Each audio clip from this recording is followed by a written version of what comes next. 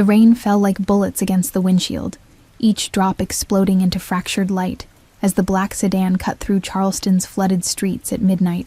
Behind the wheel, a man whose name made grown men whisper sat in absolute silence, his knuckles white against leather as thunder split the sky above the industrial district. The meeting had gone poorly. Blood would follow by morning, but his mind was elsewhere, calculating routes and consequences with mechanical precision. His headlights swept across abandoned warehouses when something impossible appeared in the beam. A small figure standing motionless in the deluge, water streaming down a pink dress turned gray by rain. The man's foot hit the brake instinctively, the car hydroplaning briefly before stopping 20 feet from the child who hadn't moved, hadn't even flinched at the approaching vehicle. She clutched a teddy bear against her chest, its fur matted and dripping, her dark hair plastered to a face too calm for a child alone in a storm.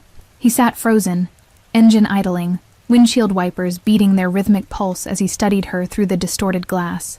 Every instinct screamed danger.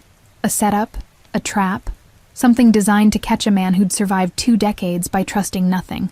But the girl simply stood there, barefoot on cracked asphalt, her lips moving in words he couldn't hear over the rain's assault. Against every rule he'd built his empire on, he opened the door and stepped into the storm, cold water instantly soaking through his suit. The child watched him approach with eyes that held no fear, only a devastating exhaustion that made his chest tighten inexplicably. When he crouched before her, bringing his face level with hers, she spoke in a voice barely above a whisper, but clear as glass. "Mama went to get medicine," she said, her Portuguese accent soft and lilting despite the tremor in her small frame. She said wait by the blue door, but the door is gone now. Her fingers tightened on the bear's worn paw, water running in rivulets down her arms. He looked past her at the demolished building behind them, its blue door now splinters on the ground, bullet holes decorating the surrounding brick in patterns he recognized. His jaw clenched as realization crept in. This was the site of tonight's territorial dispute, the warehouse his men had cleared 3 hours ago. The chronology arranged itself in his mind with sickening clarity, each piece locking into place like a verdict he couldn't appeal. "How long have you been here?" His voice came out rougher than intended, unused to addressing anyone so small, so breakable. She tilted her head, considering the question with an adult seriousness that didn't belong on a 6-year-old face. "The sun went away 2 times, she answered, holding up 2 fingers, water dripping from her small hand. He stood abruptly, scanning the empty street for any sign of surveillance or witnesses, his mind already racing through options. Leaving her meant certain death from exposure or worse, the predators who hunted these abandoned blocks. Calling authorities meant questions he couldn't answer, attention he couldn't afford. Taking her crossed a line he'd never approached, introducing chaos into a life built on rigid control and emotional distance.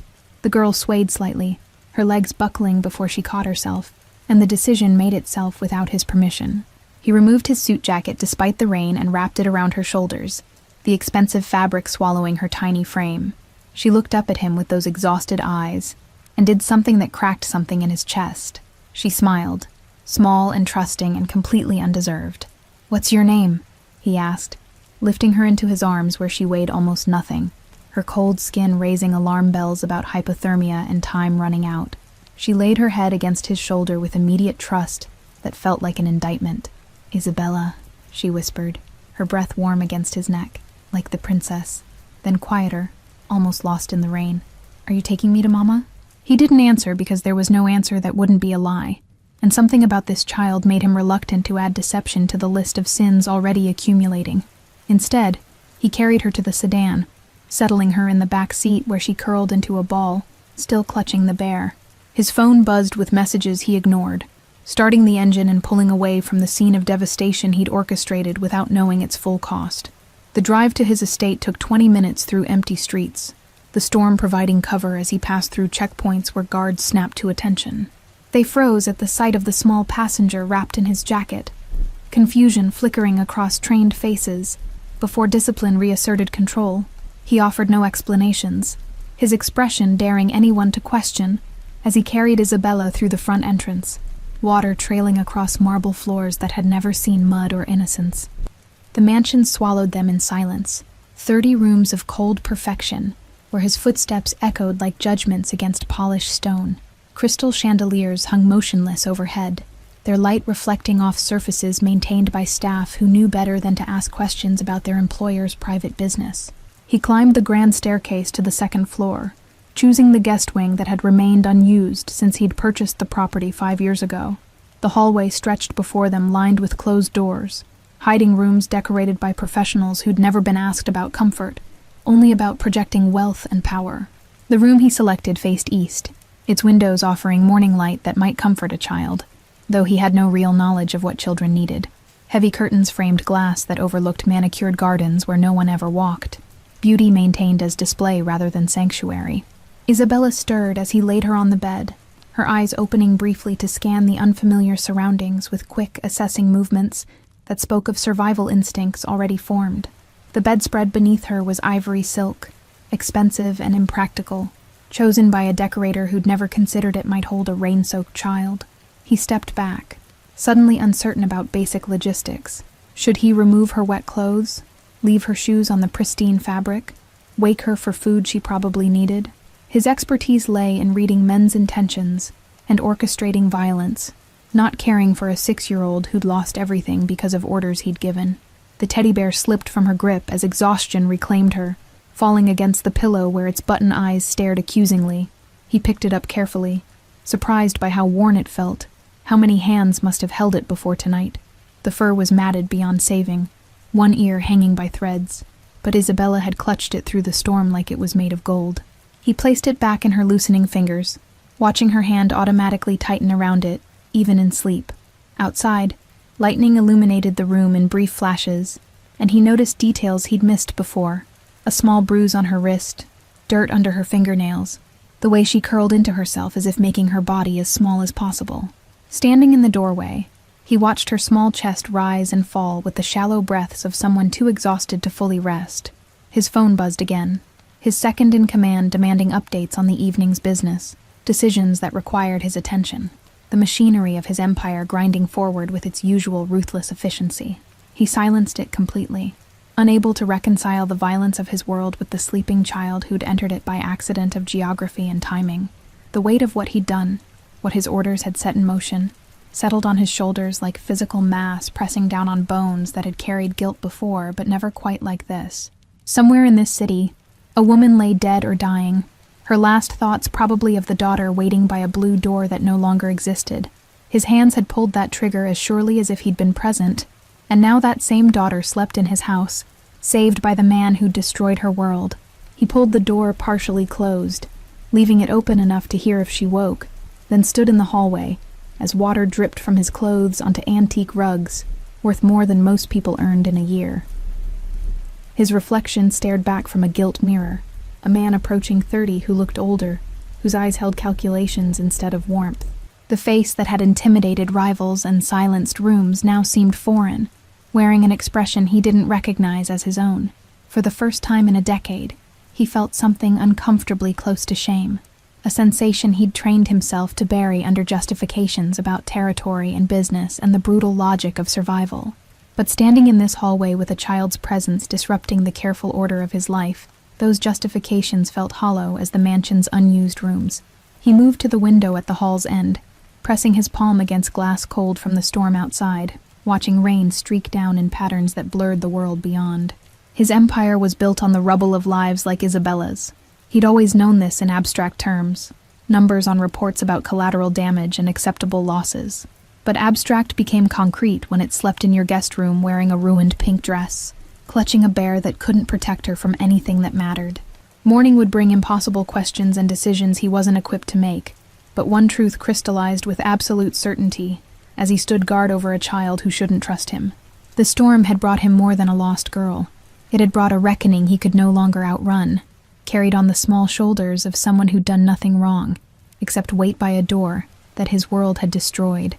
The night stretched ahead with the weight of consequences finally arriving after years of outrunning them. He settled against the wall outside Isabella's room, sitting on the floor in his wetsuit like a sentry who'd arrived too late to prevent the damage, but refused to abandon the post anyway. Dawn arrived without permission, pale light filtering through storm clouds that hadn't cleared, painting the mansion in shades of gray that matched the exhaustion pressing behind his eyes. He'd spent the night in the hallway outside Isabella's room, listening to her restless sleep punctuated by whimpers that made his jaw clench against the urge to enter and offer comfort he didn't know how to give. When morning finally broke, he rose with joints stiff from the hard floor and a decision already crystallized. She needed care he couldn't provide, expertise that existed outside his world of enforced loyalty and violent solutions. His second-in-command arrived at 7, with coffee and carefully blank expressions, taking in the boss's rumpled appearance and unusual location without comment or questions.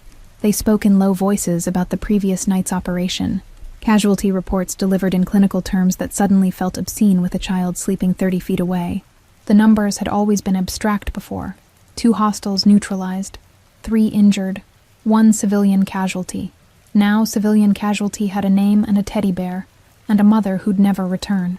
He cut the briefing short with a single command that made his lieutenant's eyebrows rise in surprise. "Find a nurse," he said, his voice rough from disuse and the weight of sleeplessness. "Someone discreet, someone who won't ask questions we can't answer." His network moved with efficiency, born from years of practice, producing 3 candidates by noon with backgrounds scrubbed clean and prices already negotiated. But only one made him pause when reviewing her file. 6 years at Charleston General Trauma Unit. References praising her competence and discretion in equal measure that suggested experience with situations requiring both. There was something else, though, buried in the notations his people had compiled with their usual thoroughness. 4 years ago, she'd treated a patient with multiple gunshot wounds, stabilized him despite massive blood loss, and filed no police report despite hospital protocol requiring exactly that for gunshot victims. His memory supplied details the file didn't need to state. Her steady hand stitching his shoulder at 3 a.m, her eyes that had seen too much to pretend shock at the violence written on his body. She'd asked no questions then, worked with focused precision, and accepted cash payment that ensured the entire encounter disappeared from official records. The call was made through intermediaries, an offer extended with enough money to ensure compliance and enough vagueness to maintain deniability on both sides. She agreed within an hour, a speed that suggested either financial desperation or curiosity about why a man like him needed a nurse.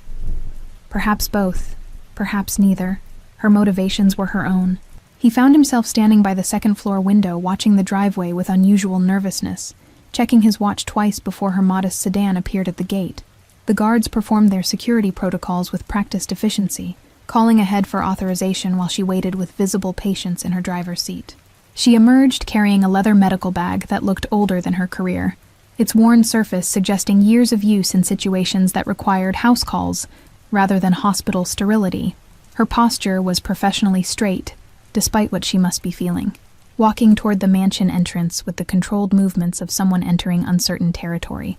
The security guard at the door spoke briefly into his radio before admitting her, and through the window, he watched her pause in the foyer, taking in the marble columns and crystal chandelier with an expression carefully arranged into neutrality. Then she looked up, directly at the second-floor window where he stood, and for 3 seconds their eyes met across the distance. Recognition flashed between them like a current completing a circuit. Acknowledgement of shared history neither would voice aloud. He moved to the staircase, descending with measured steps as she waited below, her hands clasped around the bag's handle with white knuckles that betrayed tension her face refused to show. Up close, she looked exactly as he remembered. Dark hair pulled back severely, minimal makeup that spoke of practicality over vanity, eyes the color of coffee that missed nothing in their systematic assessment of everything they observed. She wore scrubs under a practical jacket, prepared for work, rather than impressed by surroundings designed to intimidate through displays of wealth. "Thank you for coming," he said, the words formal and insufficient for the situation's strangeness, for the weight of what he was asking without actually asking. She nodded once, professionally, her face carefully arranged into neutrality that he recognized as deliberate construction rather than natural expression. "Your associate said there's a child who needs medical attention," she replied, her voice lower than he remembered, textured with something between caution and determination. "I'll need to examine her privately, assess what care is required." The statement was professional boundary setting, establishing her authority in the one area where his power meant nothing. Their eyes held for a moment longer than necessary, and he knew she recognized him despite the years and changed context, despite every reason both had to pretend otherwise. Her next breath came slightly faster, a tell so subtle most would miss it, before her professional mask reasserted itself with visible effort. Neither acknowledged the recognition explicitly. She from self-preservation instinct honed in a city where knowing too much meant danger. Him from respect for the fiction that protected them both from uncomfortable truths. "She's upstairs," he said, gesturing toward the staircase they would climb together, entering territory where his control meant nothing against her medical expertise and professional judgment. "She was caught in last night's storm, possibly for 2 days based on what she told me. Exposure, possible fever, emotional trauma." The clinical terms felt wrong in his mouth, reducing Isabella's suffering to symptoms, while the cause remained unspoken between them, like a body neither wanted to acknowledge. She preceded him up the stairs, her footsteps quiet against marble that amplified every sound in the mansion's careful silence. He found himself watching the set of her shoulders, ready for anything, afraid of everything, carrying herself with the controlled tension of someone walking into a situation they couldn't fully assess yet. At the top, he led her down the hallway where morning light painted rectangles on walls decorated with art he'd never chosen, stopping outside the room where Isabella still slept. Through the partially open door, they could see her curled beneath blankets he'd added during the night, checking on her every hour like a watchman guarding something precious and fragile. The teddy bear's head was visible on the pillow, its button eyes catching light from the window. "What's her name?" the nurse asked, her hand on the doorframe, preparing to enter a space where his presence would be intrusion rather than authority, where her knowledge would govern what happened next. "Isabella," he answered, then added what he hadn't told his men, trusting her with information that felt dangerous to speak aloud. Her mother didn't come back for her. The words hung between them, weighted with implications neither would voice directly, before she pushed the door open and stepped into the room. He remained in the doorway, watching as she approached the bed with movements calibrated to avoid startling a traumatized child who might wake disoriented and afraid. Isabella's eyes opened slowly, confusion giving way to fear as consciousness returned, and she remembered she wasn't home, wasn't anywhere familiar or safe. But the nurse smiled, warm and genuine, and completely different from her guarded expression in the hallway moments before. She spoke in Portuguese, low and musical, words he couldn't understand but recognized from Isabella's accent last night. The girl's body visibly relaxed, as language connected her to something familiar in this strange place. The examination began with gentle hands checking temperature, by pressing the back of her hand to Isabella's forehead, then feeling for swollen glands along her neck with fingers that moved with practiced efficiency.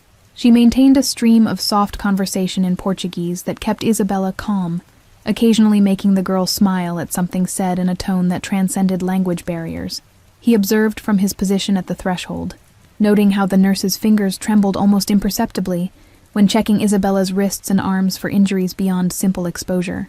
Her jaw tightened when she discovered the small bruise he'd noticed last night, her touch becoming even gentler as she examined it with professional care that somehow conveyed both competence and compassion. She produced a stethoscope from her bag, warming the metal between her palms before pressing it to Isabella's chest, a small gesture of consideration he wouldn't have thought about, but that made the child relax further. The nurse listened with absolute focus, moving the instrument to different positions while counting breaths and heartbeats with internal rhythm he couldn't track. 20 minutes passed in careful assessment, each action deliberate and thorough, as she checked reflexes, looked into Isabella's throat with a small light, examined her feet for cuts or infections from walking barefoot. She asked questions in Portuguese that prompted short answers, and though he couldn't understand the words, he could read the concern deepening in the nurse's expression with each response. Finally, she straightened, one hand resting on Isabella's shoulder in reassurance while her eyes found his across the room. Her expression had shifted into something more complex, professional concern layered with questions she couldn't ask, and anger she couldn't express without knowing how much honesty this situation could bear, without shattering its fragile equilibrium. She gestured toward the hallway with a slight tilt of her head, a silent request for private conversation that he granted by stepping back. Isabella watched them both with large eyes that tracked movement with wariness, born from experience he wished she didn't have, clutching her teddy bear tighter as the nurse promised in Portuguese that she'd return in just a moment. In the corridor with the door pulled nearly closed, she faced him with arms crossed defensively across her chest, her voice low but sharp as a scalpel cutting through pretense. Low-grade fever, dehydration, early signs of pneumonia from prolonged exposure to cold and wet conditions. She needs rest, fluids, monitoring for the next 72 hours minimum to ensure the infection doesn't progress. A pause waited with everything unsaid, with the medical facts she could state, and the human reality she had to acknowledge without specific accusation. She's been through severe trauma. The physical symptoms are treatable with basic care, but emotionally she's barely holding together. She keeps asking when her mother is coming back. What does she need? He asked, the question encompassing more than medicine, acknowledging the vastness of his ignorance about caring for anything so fragile and damaged. The nurse studied his face as if reading a diagnosis written in the lines around his eyes, and the tension in his jaw, searching for something she either found or decided to pretend existed. Constant supervision by someone who knows pediatric care protocols, proper nutrition, and most importantly, stability and safety while she processes whatever happened to her. The implication settled between them like a challenge he couldn't refuse. Could his world provide any of those things to a child who'd already lost everything? His phone buzzed in his pocket with business requiring attention, violence requiring authorization, the machinery of his empire demanding he return to being the man who'd caused this situation through orders given without thought to civilian casualties in abandoned districts. Instead, he looked at the nurse whose name he suddenly needed to know, and asked the question that would change everything. Will you stay? Her eyes widened fractionally, surprise breaking through professional composure, before she recovered with visible effort. I have shifts at the hospital, responsibilities to patients who depend on regular care. He interrupted with the bluntness that moved his world and shaped reality to his requirements. Name your price. Whatever it takes to keep you here. Money was meaningless to him beyond its utility as a tool, but her presence felt suddenly essential, the only stable point in chaos he'd created and couldn't control through usual methods. She looked away, toward the door where Isabella waited, and he watched the decision form in the tightness around her mouth, in the way her fingers uncrossed and recrossed over her chest. When she met his eyes again, hers held something between resignation and determination, the look of someone accepting a situation against their better judgment. 1 week, she said firmly, establishing boundaries he sensed she needed more than him, drawing lines that would define how this arrangement could possibly work. I'll need supplies, a proper setup for extended pediatric care, and complete access to the child without interference from you or your people. Done, he agreed immediately, relief tasting unfamiliar on his tongue like a flavor he'd forgotten existed beyond business negotiations and territorial agreements. There's another bedroom in this wing. Take whatever space you need, whatever resources make this work. She nodded, already turning back toward Isabella's room, but paused with her hand on the door. I need your assurance she's safe here, she said without looking at him, the words carrying weight beyond their surface, meaning asking for guarantees about things neither could fully control. From everyone, from everything. If I'm staying, if I'm providing care, I need to know she won't be used as leverage or caught in whatever business you conduct. He understood what she was really asking. For a sanctuary carved from violence. For rules applied to someone who usually made the rules rather than following them. You have my word, he said, and watched her shoulders tense because they both knew what his word meant in certain contexts, and how little it might mean in others. No one touches her, no one questions her, no one even looks at her wrong. She turned then, studying his face with an intensity that felt like exposure, like being seen by someone who recognized the monster, but was choosing to negotiate with it anyway. I'll hold you to that, she said quietly, then pushed into the room where Isabella waited, leaving him in the hallway with a promise he intended to keep even if it meant going to war with his own organization. He descended to the first floor where his second-in-command waited with a tablet full of situations, requiring decisions and approvals. They moved to his office, a room of dark wood and leather that smelled of expensive cigars and older money, where he issued orders with distracted efficiency, his mind partly on business, and partly on the child sleeping upstairs. Double the security on the estate's perimeter, he instructed, signing documents without reading them as thoroughly as usual, trusting his lieutenant's judgment in ways he rarely did. No one enters without my explicit authorization. No exceptions for anyone regardless of rank or relationship. And send someone to purchase children's clothes, appropriate for a 6-year-old girl. His second-in-command's expression remained professionally neutral, but questions lived in the slight pause before he responded. Size? Preferences? Style?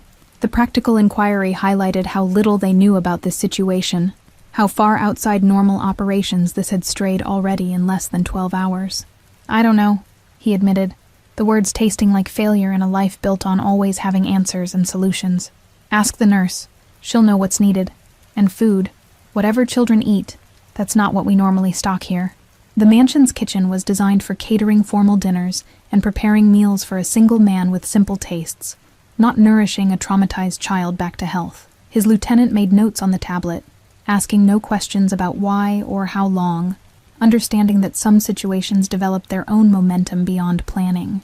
The warehouse from last night, he continued, changing subjects to business that felt simultaneously more urgent and less important than before. What's the final count on casualties? What are we looking at for cleanup? The report came in clipped professional terms. 2 rival operators eliminated, 3 wounded and retreating from the territory, structural damage contained to the single building they'd targeted, and 1 civilian casualty, a woman found in the alley behind the warehouse, dead from exposure and injuries sustained during the firefight that had destroyed the area. The words hit differently now that he'd held her daughter, now that Isabella's face had put human features on the abstract concept of collateral damage. Was she identified? He asked, needing to know even though the answer wouldn't change anything, wouldn't bring back the mother who'd gone for medicine and walked into a war zone. No ID on the body, no missing persons report filed yet, no family coming forward to claim her. His lieutenant delivered the information without emotion, just facts that would normally be footnotes in a larger operation's success. She's at the city morgue as a Jane Doe pending identification, probably gets buried in a potter's field if no one claims her within 30 days. He thought of Isabella asking when her mother would return, thought of that inevitable conversation when eventually someone would have to tell her the truth. Keep monitoring the situation, he said, unable to articulate why it mattered, what difference it made to track a dead woman's journey through the system. Let me know if anyone comes looking, if any family surfaces. The meeting continued through other business. Territory secured, rivals retreating, profits flowing as expected. But his attention kept drifting upstairs where a nurse worked to save what he'd helped destroy. When his lieutenant finally left, he sat alone in the office, watching rain begin again outside, wondering when exactly he'd crossed the line from ruthless to something he didn't have words for yet. Upstairs, the nurse had transformed Isabella's room into a makeshift medical suite, with efficiency that spoke of experience working in less than ideal conditions. An IV stand borrowed from her car's emergency supplies dripped fluids into Isabella's small arm, held in place with tape and steady hands that made the child barely flinch during insertion. She'd opened curtains to let in gray daylight, stripped the wet clothes Isabella had worn since the storm, and replaced them with a t-shirt clearly borrowed from somewhere in the mansion. The teddy bear sat on the nightstand, positioned where the girl could see it while resting against pillows, arranged to help her breathe easier despite congested lungs. The nurse worked with quiet competence, checking vitals every 30 minutes, and noting results in a small notebook she'd produced from her bag. She spoke to Isabella in Portuguese during each check, maintaining a gentle stream of conversation that seemed designed as much to comfort as to assess the child's mental state alongside her physical condition. He appeared in the doorway an hour later, carrying the supplies his people had acquired with remarkable speed. Children's clothing in multiple sizes, soft foods and drinks appropriate for a sick child, even a new stuffed animal that seemed presumptuous, given the beloved bear already present. The nurse looked up from adjusting Isabella's IV, and something in her expression softened fractionally at his awkward attempt to help. "Leave them there," she said, gesturing to a chair near the door, and he obeyed with unusual meekness, setting down bags and backing away like he was afraid of contaminating the space with his presence. Isabella watched him with those assessing eyes, and he wondered what she saw, savior or something more complicated that her 6-year-old mind couldn't yet articulate. Days blurred together in a routine that felt foreign in a house built for solitude and careful control, rather than the chaos of caring for a sick child. The nurse, whose name he'd learned was Nina during a brief exchange about medical supply deliveries, moved through the mansion with increasing familiarity, no longer hesitating at doorways or asking permission to access the kitchen at odd hours. She prepared meals for Isabella with ingredients his staff procured from lists written in neat handwriting, soups and soft foods that wouldn't tax a system fighting infection. The industrial kitchen designed for caterers and formal dinners filled with smells he didn't recognize, herbs and broths simmering on stoves that had rarely been used for anything so simple or necessary as feeding a child. He found himself drawn to that wing of the house during hours when he should have been sleeping, standing outside Isabella's door, listening to Nina sing lullabies in Portuguese that carried through the partial opening. Her voice was untrained but warm, reaching notes that seemed designed to soothe rather than impress, and he caught himself staying longer than reconnaissance required. The third night, Isabella's fever spiked despite treatment, her small body shaking with chills that made Nina's expression tighten with professional concern, masking deeper fear.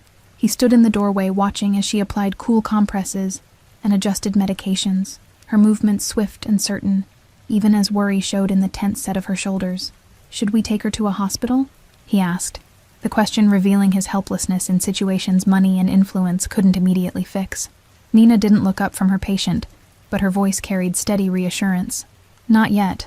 This is expected with pneumonia, the body fighting the infection. But if she's not better by morning, yes, we'll need to consider it regardless of complications." The unspoken complications hung in the air. Questions about how this child came to be in his care, scrutiny neither of them could afford, attention that would unravel the fragile protection he'd extended. He nodded and withdrew, returning to his position in the hallway where he'd spent portions of the last 3 nights. A vigil that made no logical sense but felt necessary anyway. By dawn, the fever had broken, Isabella sleeping peacefully for the first time since arriving, while Nina dozed in a chair pulled close to the bed. He entered quietly with coffee he'd made himself in the unfamiliar kitchen, setting it on the nightstand where she'd see it upon waking. She stirred at the sound, eyes opening to find him standing there, and for a moment neither spoke. "Thank you," she said finally, reaching for the cup with hands that trembled slightly from exhaustion, 3 days of round-the-clock care showing in shadows under her eyes. He shook his head, rejecting gratitude that felt misplaced. "You're the one keeping her alive. I just provided the space." But they both knew it was more complicated than that his provision came with weight and cost neither could fully calculate yet. As Isabella's condition improved, Nina began venturing beyond the sick room, exploring the mansion with the careful curiosity of someone cataloging her environment. He'd catch glimpses of her in the library running fingers along book spines, or standing in the solarium where plants grew in careful arrangements no one ever enjoyed, bringing life to spaces that had existed as displays rather than living areas. She started taking her own meals in the breakfast room that overlooked the gardens, sitting at a table meant for 12, but occupied only by her solitary figure. The 4th morning, he found himself joining her without invitation, carrying his coffee to the opposite end like they were strangers sharing public space rather than 2 people cohabiting in unusual circumstances. They ate in silence, broken only by the clink of silverware and the distant sound of Isabella's cartoons playing in her room, something Nina had requested, and he'd had installed within hours, anything to make the child smile. "She's asking about her mother more frequently," Nina said without preamble, addressing the conversation they'd been avoiding since her arrival. "What are you telling her?" he asked, needing to know how much truth Nina was willing to deploy, how she was handling questions that had no good answers, that her mother loves her very much, but can't be here right now, that she's safe here until we figure everything out. The careful wording bought time, but couldn't postpone indefinitely the reckoning waiting for all of them. He set down his cup with deliberate care, the porcelain clicking against the saucer in the quiet room. "Her mother is dead, found behind the warehouse where I picked up Isabella. No identification. No one's claimed the body." The words came out flat, factual, stripped of emotion because feeling it would make continuing impossible. Nina's face went carefully blank, the professional mask she wore when processing information. She couldn't immediately react to settling over her features. "Does Isabella know?" Her voice remained steady through visible effort, maintaining the clinical distance required to function in impossible situations. "Not yet.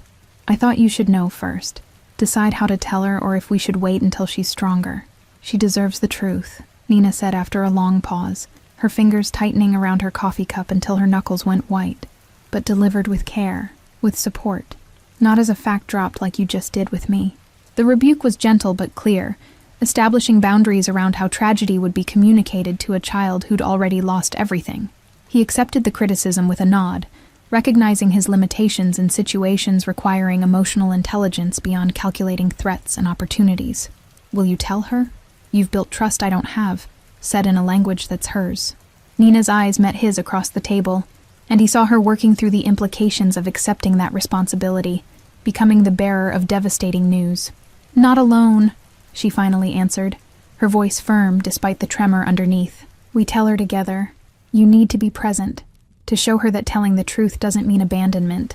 She needs to see that the man who brought her here is staying, not disappearing when things get difficult. The requirement placed him in a role he'd never auditioned for, never imagined himself capable of filling with any competence. But he nodded agreement, because Nina was right, because avoiding hard conversations was a coward's choice he'd never allowed himself in business, and couldn't start now with stakes this high. They finished breakfast planning how to deliver news that would shatter a child's world. Two people from completely different lives united temporarily by shared responsibility for someone who trusted them both in different ways. That afternoon, they sat on either side of Isabella's bed, where she'd been coloring pictures Nina had provided, crude drawings of houses and families that now felt prophetic. Nina spoke in Portuguese, gentle words that made Isabella's crayon slow, then stop, her small face turning toward the nurse with growing understanding that her 6-year-old mind was trying to reject. He watched the moment her world broke, saw the exact second when hope died in eyes too young to understand permanent loss. She didn't cry immediately, just sat frozen holding a red crayon, her mouth opening and closing without sound, as her brain tried to process information it wasn't developmentally ready to accept. Then the tears came, silent at first, before building into sobs that shook her entire small frame, the kind of crying that had no bottom, no end in sight. Nina gathered her close while he sat paralyzed, watching grief consume someone who'd already survived too much, whose capacity for loss shouldn't have been tested this early or this brutally. Isabella cried into Nina's shoulder for what felt like hours, her small hands fisting in the nurse's shirt like she was afraid of being torn away from this last anchor. He remained on the bed's edge, one hand hovering near Isabella's back, uncertain if touch would comfort or intrude on grief that deserved its full expression without interference from someone who'd caused it. Eventually, the sobs quieted to hiccups, then to exhausted breathing as Isabella's body gave out from the emotional storm. Nina rocked her gently, still murmuring Portuguese words that sounded like prayers or promises, maybe both, while he finally placed his hand on the child's shoulder and felt her lean fractionally into the contact. The days that followed were quieter, heavier, as Isabella processed loss in ways that broke his heart in places he hadn't known still functioned. She stopped asking when her mother would return, but started asking other questions. Where was the body? Could they visit? Did her mother hurt? Was she alone when it happened? Nina fielded these with gentle honesty, never lying but shaping truth into forms a child could carry without being crushed completely.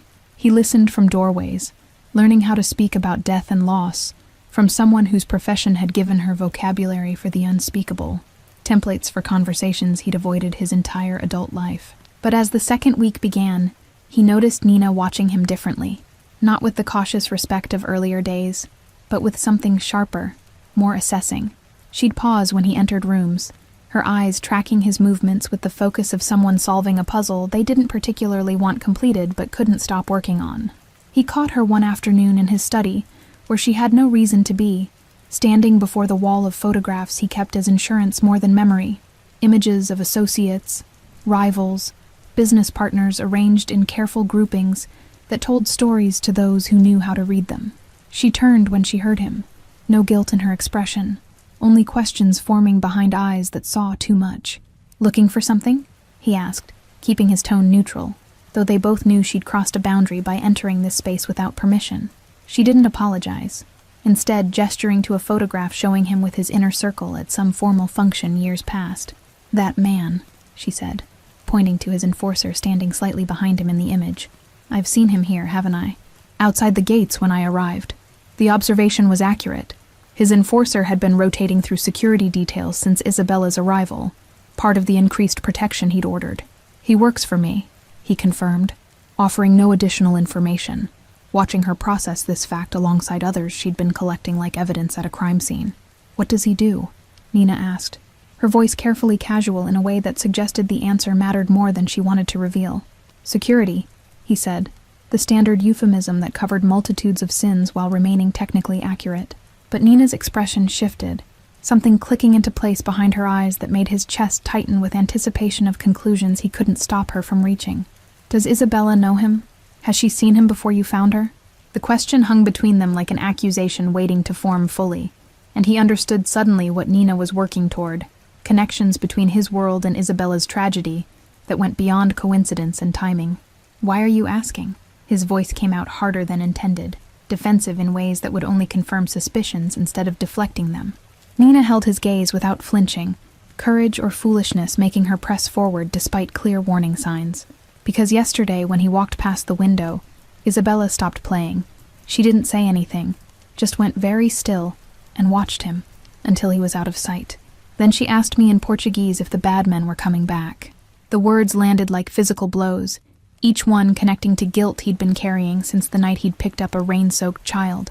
He moved to the window, needing distance from Nina's penetrating stare, from questions that would unravel everything if followed to their logical conclusions.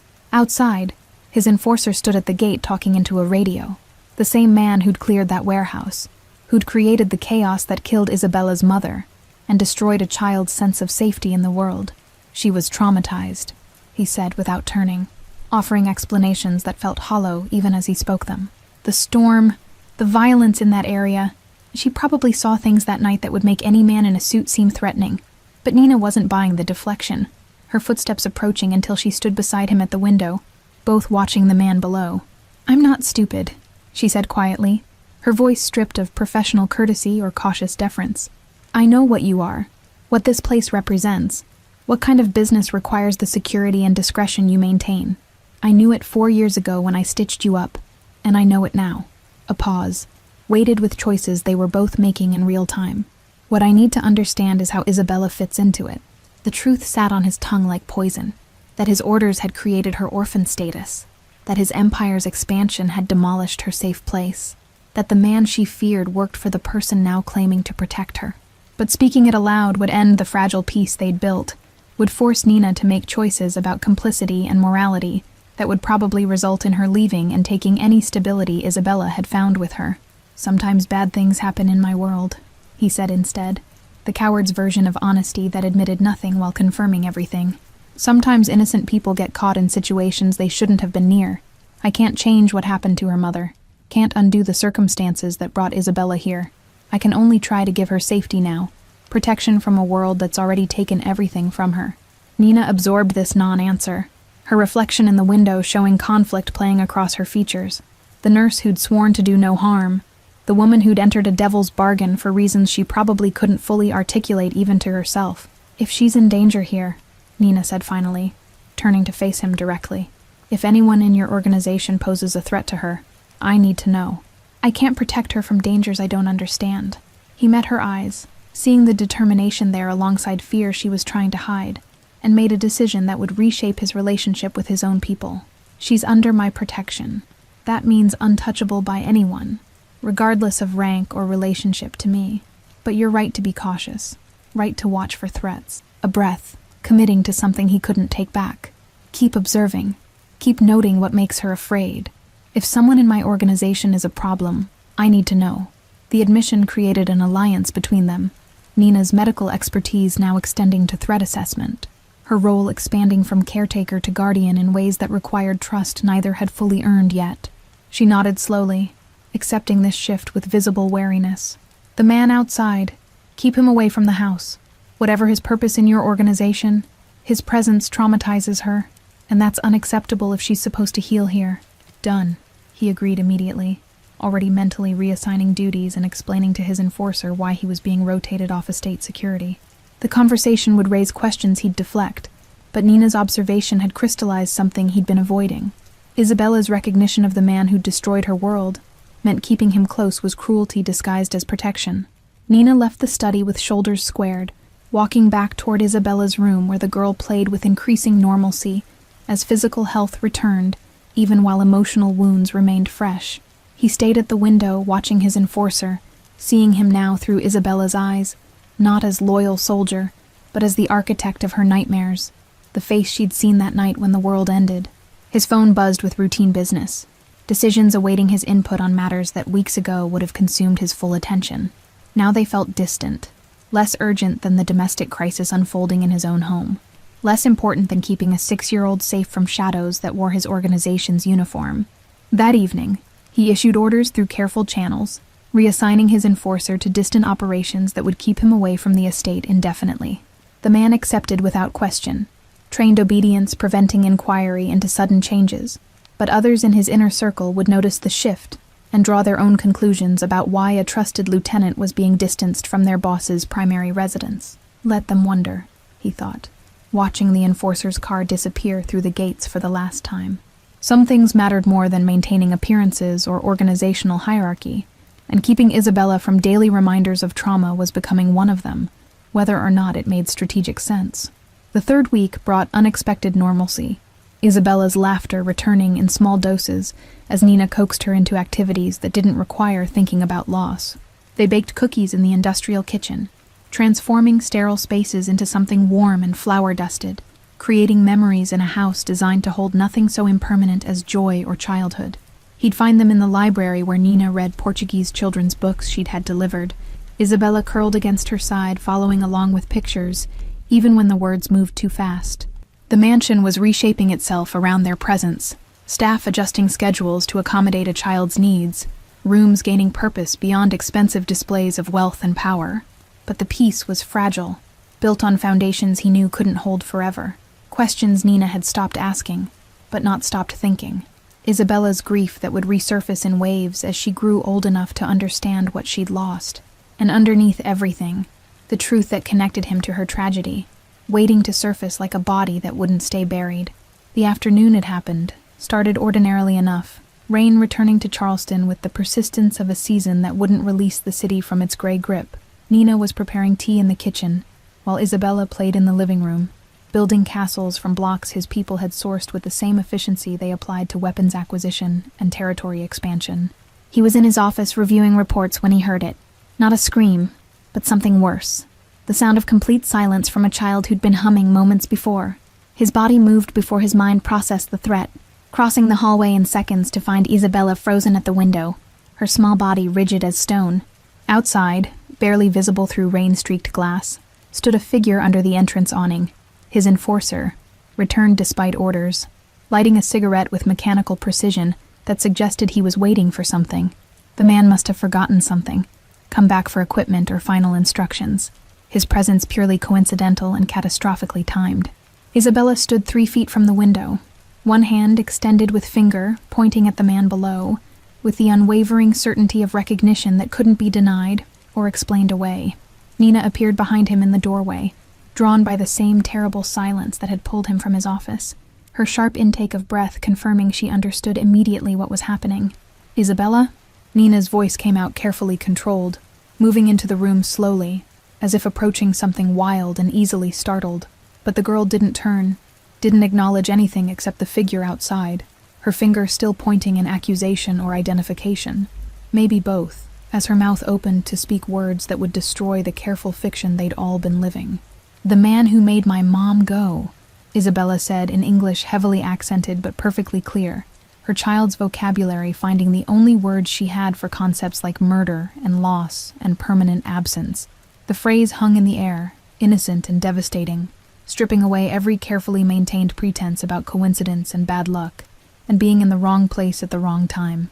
Nina's face went white, blood draining as understanding crashed over her like a wave she couldn't escape or deny. Her eyes moved from Isabella to him with an expression that combined horror and comprehension, seeing connections she'd suspected but hadn't wanted to confirm, pieces assembling into a picture that made her step backward involuntarily. "Works for you, Dawn," Isabella continued, using the title she'd heard guards use, applying it with a 6-year-old's logic that didn't understand the weight it carried or the truth it revealed. The words were simple, factual, delivered without emotion because she didn't fully grasp their implications, but they functioned like a detonation in the careful piece they'd constructed. The enforcer outside finished his cigarette, unaware of the destruction his presence had caused, and walked back to his car visible in the driveway. Isabella watched him go, with eyes that would probably see that face in nightmares for years, tracking his movement until the vehicle disappeared beyond the gates, then slowly lowering her pointing finger, as if exhausted by the effort of identification. Nina sank into a chair, her medical bag sliding from shoulders gone suddenly slack, her breathing coming fast and shallow like someone fighting panic through training and willpower. He remained standing, frozen between the two of them, the child who'd just confirmed his guilt, the woman who just watched every suspicion validated in the worst possible way. "Isabella," Nina finally said, her voice remarkably steady considering the circumstances. reverting to Portuguese for words that needed maternal softness even in crisis. The girl turned toward her, seeking comfort from the only parent figure she had left, seemingly unaware that she'd just detonated a bomb that would reshape every relationship in the house. Nina opened her arms and Isabella ran to them, seeking the security of the only person who'd shown her consistent care and protection. Over the child's head, Nina's eyes met his, no longer cautious or professional, but filled with something colder, harder, the look of someone reassessing everything they thought they knew, and finding only betrayal underneath. He backed toward the door, giving them space, his mind racing through implications and consequences he couldn't control or contain. The enforcer would need to disappear, not for organization purposes, but because his presence was poison to Isabella's recovery, his face a trigger for trauma that would never fully heal as long as she could see him. But deeper than tactical considerations was the bottomless pit of his own guilt, now witnessed and confirmed by the only two people whose opinions had started to matter. He'd saved Isabella from the immediate consequences of violence while being ultimately responsible for that violence, rescued her from a situation his orders had created, played savior to a tragedy he'd orchestrated. In the hallway, he leaned against the wall, listening to Nina murmur comfort in Portuguese to a child who didn't understand what she'd revealed, but would carry the weight of it anyway. His phone buzzed. Business as usual. Decisions needed. The empire requiring attention. But he couldn't make himself care about any of it compared to the domestic catastrophe unfolding behind that door. Minutes passed before Nina emerged, closing the door softly behind her. Isabella presumably settled with cartoons or books, or whatever distraction could make a 6-year-old forget seeing the man who'd destroyed her world. Nina's face had shifted from shock to something else. Calculation, maybe, or decision-making processes he couldn't read but recognized as dangerous. "She's right, isn't she?" Nina said. Not really a question. Her voice flat with the effect of someone past the point of emotional response, operating on logic and facts. "That man works for you. He was there that night. Whatever happened to her mother, you're connected to it through him, through your business, through orders you gave or situations you created." He could have denied it, deployed the careful ambiguity that had protected him through decades of operations and investigations. But standing in this hallway with Nina's eyes cutting through him like scalpels, lies felt more insulting than silence. "Yes," he said simply, the admission costing him something he couldn't name, confirming what they both already knew. "My organization was securing territory that night. There was resistance. She was collateral damage." The clinical term sounded obscene, applied to a woman who'd left to get medicine and never returned, reducing human tragedy to the language of acceptable losses and strategic necessities. Nina's jaw clenched, hands forming fists at her sides as she processed confirmation of suspicions that were easier to live with than certainties. "You knew this whole time," she said, the words carrying accusation and betrayal. "When you brought her here, when you hired me, when we told her about her mother, you knew." "I suspected from the location," he corrected, the distinction meaningless but honest, the difference between knowledge and terrible certainty. "I didn't know for sure until my people confirmed the casualty report. By then she was already here, already your patient, already part of this household in ways I couldn't reverse without causing more harm." Nina laughed, sharp and bitter, the sound foreign coming from someone who'd been gentle and careful for 3 weeks. "So your solution was to keep the truth buried, to let her trust you, bond with you, see you as her protector while the man who killed her mother collected a paycheck with your signature?" Her voice rose with each word, anger breaking through professional composure that had lasted until this moment. "My solution was to keep her alive," he countered, his own voice hardening with defensiveness he had no right to feel. "To give her medical care, safety, protection from a system that would have put her in facilities where children disappear or get damaged in different ways. I can't undo what happened, but I could prevent more harm." "By lying?" Nina shot back, stepping closer with courage that should have warned him away, but instead made him respect her more. "By having her live under the same roof as the man responsible for her trauma? By letting her call you Dawn like you're some benevolent figure instead of the person whose empire killed her mother?" Each question landed like a physical blow, accurate and devastating, stripping away every justification he'd constructed. The silence that followed was absolute, broken only by rain against windows, and both their ragged breathing, two people standing at a crossroads that would determine a child's future, and possibly their own. Nina's eyes held his, demanding truth or confrontation, or maybe both, waiting for him to defend the indefensible, or finally admit to depths of wrongdoing he'd been minimizing. "You're right," he said finally, the words like swallowing glass, tearing his throat on the way out.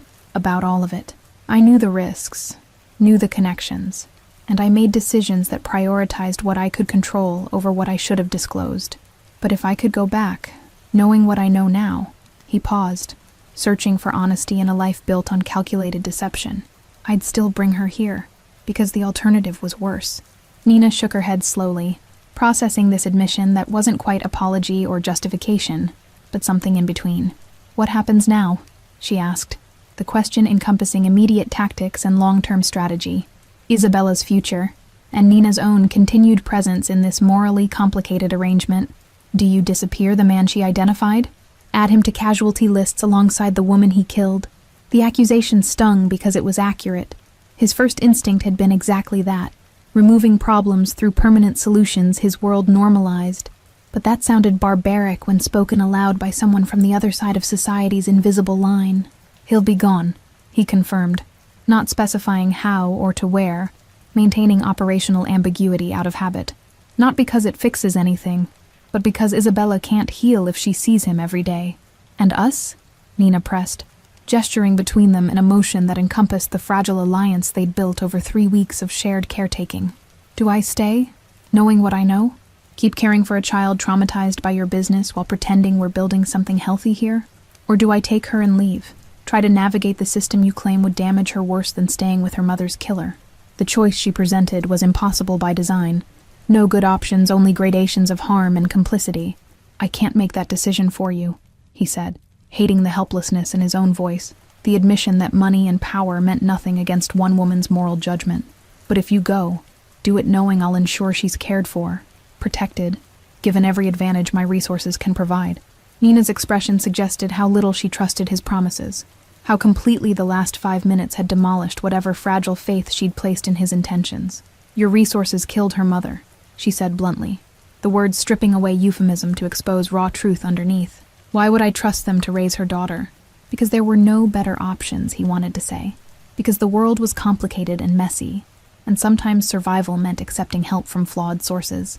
But before he could formulate response, Nina turned back toward Isabella's door, her hand on the knob as she spoke over her shoulder with finality that suggested decisions already made. "I'm staying," she said, surprising him with the declaration that felt like both victory and defeat. "Not because I forgive you or because I think this situation is acceptable, but because Isabella needs consistency, and I'm the only person she trusts completely right now." But things change, starting immediately. She faced him fully, and he saw the transformation. No longer cautious employee, but something closer to equal, claiming authority through moral high ground he couldn't contest. "That man never sets foot on this property again," she continued, ticking off demands on her fingers with nurse's precision. "You establish a trust fund for Isabella's future that I oversee, that she can access when she's 18 regardless of what happens here. And you tell me the truth from now on. All of it. No more discoveries that rewrite what I think I understand." Her eyes held his, daring him to refuse terms that were more ultimatum than negotiation. "Agreed," he said simply, accepting conditions that would have been unthinkable weeks ago, before a rain-soaked child had reshaped his priorities in ways he was still processing. "Anything else?" Nina considered, her gaze assessing what other demands might be extracted from someone who'd revealed himself willing to renegotiate power dynamics for a child's well-being. "She gets therapy," Nina added after a pause. "This demand softer, but no less firm. Professional help from someone who specializes in childhood trauma, someone outside your organization who can be honest with her in ways we can't. She deserves space to process this with people who aren't implicated in the events that destroyed her life." The requirement was logical, necessary, and represented trust in outsiders he'd spent decades avoiding. "I'll arrange it," he promised, already considering how to vet therapists through channels that wouldn't compromise security while meeting Nina's requirement for genuine help. Discreet but qualified, someone who can handle complex situations without judgment that would harm her recovery. Nina nodded acceptance of this compromise, her posture finally relaxing fractionally from the rigid confrontation stance she'd held. "And one more thing," she said, her voice dropping to something quieter, more personal than the professional demands preceding it. "You need to tell her yourself. Explain your connection to what happened. Let her decide if she can live with it. She's 6, but she's already survived more than most adults, and she deserves honesty even if it's painful. The request asked him to be vulnerable with a child, to risk rejection from someone whose opinion shouldn't matter in his world, but somehow did. When? He asked, the single word carrying all his dread of that conversation, of seeing whatever fragile connection he'd built with Isabella dissolve under the weight of truth. Nina considered, calculating what Isabella could handle and when, balancing immediate honesty against a traumatized child's capacity for more devastating revelations, so soon after learning about her mother's death. Not today, she decided, relief flooding through him at the temporary reprieve. She's processing too much already, but soon, within days, not weeks. The longer we wait, the worse the betrayal feels when she finally understands. Nina's wisdom came from professional experience with trauma victims, from understanding that delayed truth often wounded deeper than immediate pain honestly delivered. They stood in the hallway, two people who'd become unlikely allies in circumstances neither had planned for or wanted, bound together by responsibility for a child neither had created, but both now felt compelled to protect. Outside, the rain continued its assault on Charleston, washing streets clean of everything except memory and consequence, the weather that had brought them all together persisting like a reminder that some storms never fully passed. That night, he sat in his office making calls that would reshape his organization's structure. The enforcer reassigned to operations 3 states away, where he'd be valuable but distant. Security protocols adjusted to ensure no one traumatic to Isabella would work anywhere near the estate. Each decision carved away pieces of efficiency and control he'd built over decades, sacrificing operational advantage for domestic peace he'd never prioritized before. His second-in-command asked careful questions about the sudden changes, reading between lines in ways that suggested the inner circle already suspected something unusual was happening in their boss's personal life. He offered no explanations, using authority to shut down inquiry while knowing rumors would spread anyway, the untouchable leader going soft, priorities shifting in ways that made veterans nervous about organizational direction. Let them worry, he thought, signing documents that established Isabella's trust fund with provisions Nina had specified, legal protections that would survive his death or imprisonment or whatever fate eventually caught him. The paperwork made it real, commitment to a child who'd entered his life by accident, but whose future had become his responsibility through moral debt he could never fully repay. Nina found him past midnight, still working through logistics of changed security and financial arrangements, her presence in his office doorway unexpected and somehow welcome, despite earlier confrontation. "She's asking for you," Nina said without preamble, the statement carrying weight beyond its surface meaning. She woke up from nightmares and said she wanted Dawn. The title sounded different in Nina's voice now, no longer neutral observation but laden with all the complicated truth they'd discussed. He followed her upstairs to find Isabella sitting up in bed clutching her teddy bear, eyes wide with residual fear from whatever her sleeping mind had conjured. She reached for him immediately when he appeared, small arms extending with trust that felt undeserved, and he crossed the room to sit on the bed's edge, letting her curl against his side like she'd done with Nina countless times. "Bad dream?" he asked in English she was learning to understand better each day, his arm around her small shoulders feeling simultaneously natural and terrifying. She nodded against his chest, her Portuguese explanation too rapid for his limited understanding, but Nina translated from the doorway with gentle voice that made even nightmare description sound less frightening. She saw the man again, and he was looking for her. His chest tightened at the thought of Isabella's subconscious processing today's recognition, fear burrowing deeper, because now she knew the threat had a face and a connection to her current life. "He won't find you," he promised, the words feeling inadequate against a child's justified terror of someone who'd destroyed her world. "He's gone now, far away where he can't come to this house or anywhere near you." Isabella looked up at him with those assessing eyes that seemed older than 6 years, evaluating his promise with a seriousness that suggested she'd already learned adult lessons about empty reassurances. Then she did something that cracked the careful shell he'd maintained around his heart. She smiled, small and tired, but genuine, and settled back against him with the complete trust of someone who'd decided to believe, despite every reason not to. Nina watched from the doorway, her expression unreadable in the low light, as he sat with Isabella until her breathing evened into sleep. He remained there longer than necessary, one hand resting protectively on her shoulder, feeling the weight of responsibility he'd accepted without fully understanding its cost or duration, wondering how a man who'd built an empire on violence, had ended up as the guardian of its smallest victim. When he finally extracted himself carefully to avoid waking her, Nina still stood in the hallway, arms crossed but face softer than during their confrontation hours earlier. "She trusts you," Nina observed, the statement neither praise nor condemnation but simple fact that complicated everything. Despite what your world did to her, despite the connection she doesn't fully understand yet, she feels safe with you. "That makes one of us," he admitted, allowing vulnerability he rarely showed to anyone. The confession of someone realizing he was in over his head in ways that couldn't be fixed through usual methods. Nina's expression shifted towards something that might have been understanding, and for a moment they stood in shared acknowledgement of the impossible situation they'd all committed to navigating together. Days later, Isabella played in the gardens under Nina's watchful supervision, her laughter carrying through open windows as Charleston's weather finally cleared into something resembling spring.